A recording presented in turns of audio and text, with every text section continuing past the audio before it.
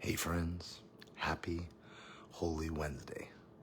Oh, thank you for being on this journey as we've been walking to Resurrection Sunday from Palm Sunday, as we've walked with Jesus toward the cross. And thank you for all of you who are joining in with the scriptures. If you would like the scriptures that apply to this day, just let us know your email and we'll send them to you. Today's are begin to go dark. Some call this Spy Wednesday, because this is the day when Judas Iscariot schemes with the high priest to sell Jesus for 30 pieces of silver. And we often struggle with this because, why? We understand why the high priest wants to take out Jesus and why he can't, because the crowds are for Jesus. We understand that they feel threatened. And that was part of the message of yesterday, is Jesus is doubling down on, yes, I came to destroy the system you're using to take advantage of the people.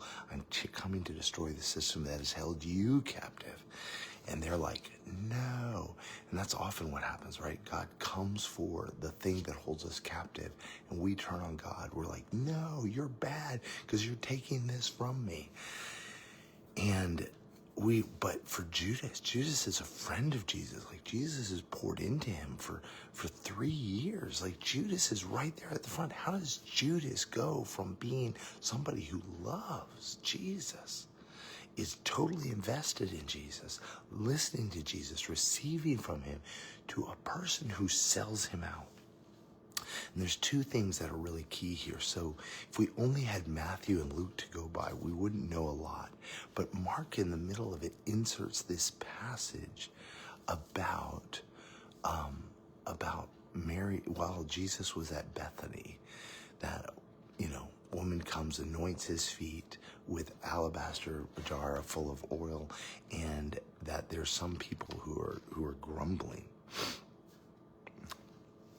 That Judas grumbles. This could have been given to the poor. Well, so he's got a heart for the poor. What's wrong with that? But over in John, it says Judas. It said that Judas didn't say this because he was. He did not say this because he cared about the poor, but because he was a thief. As a keeper of the money bag, he used to help himself to what was in it.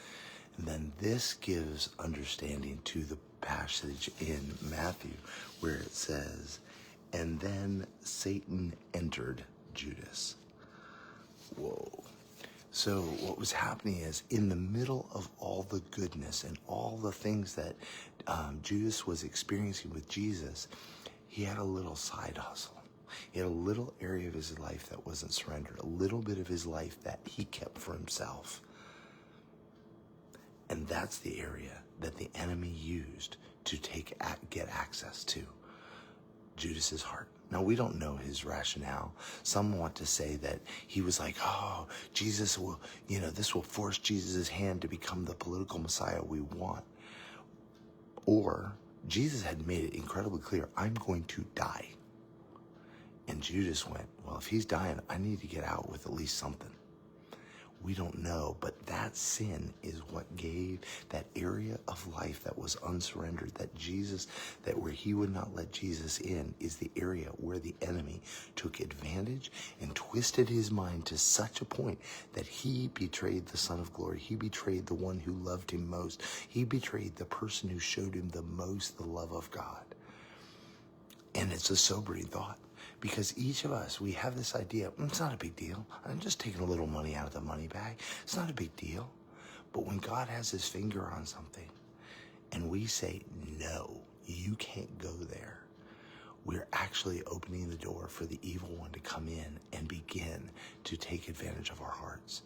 And it's a terrifying reality. See, Jesus didn't come for us to get to heaven. He came that we might come to know him, that we, as John 17 will tell us, that we might be one with God and one with each other. But I can't be one when I'm holding back a part of myself. He came and he purchased all of us, not just part. And so I just want to challenge us with that today. Is there an area of our lives where we are holding back, where Jesus has been coming saying, I want that. And we're like, no. It is a dangerous thing. We can't surrender it on our own. We can't fix it on our own. But when we come to God and lay it before him, he can set us free. If we'll follow him, if we'll listen to what he says about it and then do what he tells us. You know, 1 John tells us that if we confess our sin one to another, we will be healed. A lot of times we want to keep it private, right? But Jesus came that we might be one with God and one with each other. So many times part of that process is bringing what we've been doing into the light, confessing it, receiving forgiveness and healing and restoration in the body and with Jesus. And that is a buffer that creates a fortress, a stronghold against the wiles of the evil ones, whose ability to attack us and to pervert the very good thing God has for us. So I love you guys so much. So grateful for you. Again, if you want the scriptures for today, which is Matthew 26, Mark 14, Luke 22, and John 12, we'll send those out daily. Just give us your email and we'll do that. But love you guys so much. Be blessed.